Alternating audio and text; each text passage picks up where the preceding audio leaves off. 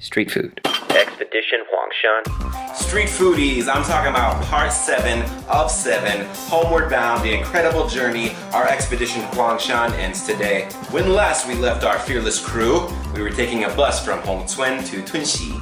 The plan was basically to retrace our steps. We bussed from Tunxi to Hefei. When we got there, we rode in the back of a truck from the bus station to the train station. Not the safest way to travel, but we got there. Yeah, wrong way down the street. What? This is how we roll.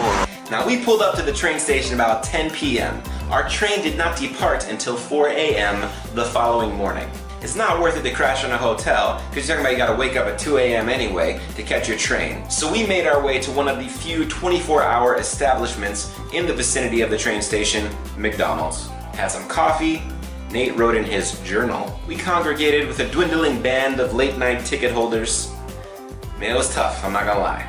We boarded our sleeper train. I found a grandma in my bed. I had to wake her up, find out where her bed was supposed to be. I went there. The blankets and the sheets had already been used, probably by the grandma, but I don't know. I'm so tired. I crashed on there for about 2 hours till the sun comes up and I wake up with some kids jumping on my bed. That's life on the bottom bunk.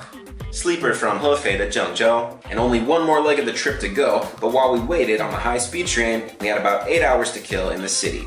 Zhengzhou is the capital of Henan province, which is the most densely populated province in China. Nate and I took the subway to Arqi Square. Arqi means February 7th. The square is marked by this weird pagoda called Arqi Memorial Tower, and the whole place marks a protest that happened some time ago on February 7th.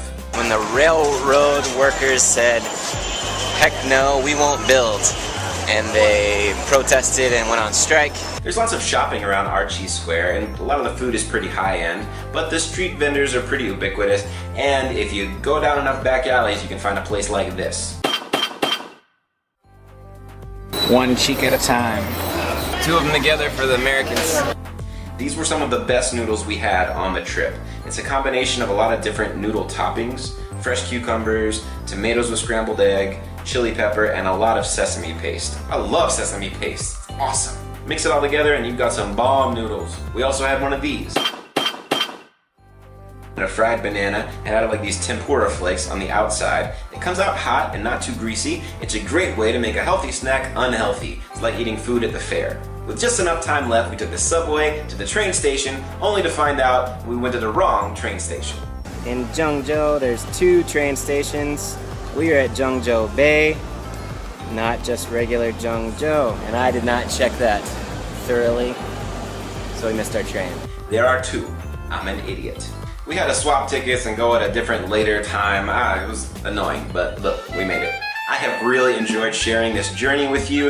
If I can get my budget for the show up to where I want it, I hope to take a trip like this once per season. I've got a lot of other ideas for food-based tourism in China and beyond. If you've got ideas, I'd love to hear about them. Please leave them in the comments below. Plus, chime in and let me know what you thought of our expedition to Huangshan. We've got one more episode and then season 6 is out.